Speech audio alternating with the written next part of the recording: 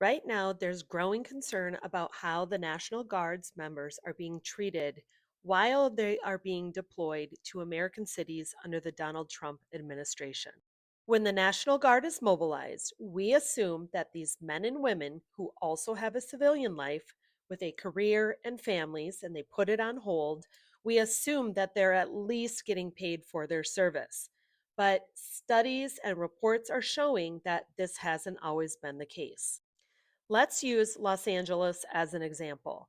In June of 2025, the Trump administration deployed 4,000 California National Guard's troops to help with the federal crackdown.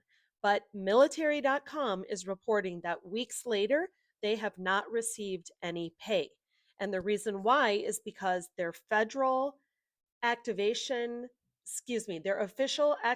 orders had not been received, and they are required before pay and benefits can be processed. Additionally, if they are in a deployment and they're not extended beyond 30 days, they do not qualify for what's called TRICARE healthcare, which is military healthcare, or any sort of housing allowance. The Military Times is reporting that this is not just a Los Angeles situation. This is happening to the National Guard that went to Washington, D.C. And just to remind you, Trump ordered 800 National Guard's troops to Washington, D.C.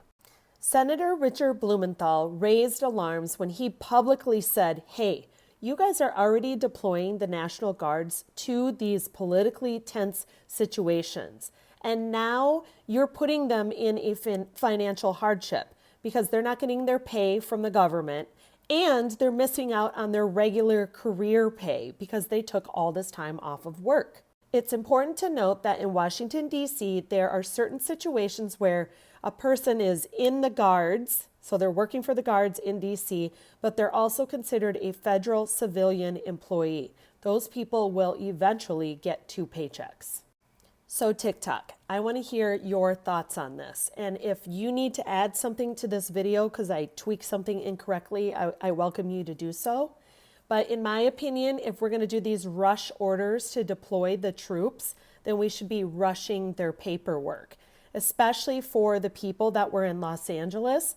If they were here for the month of June and it's now September and they don't have a paycheck, and they missed 30 or more days of their regular work and missed out on seeing their families, I just think that's total BS.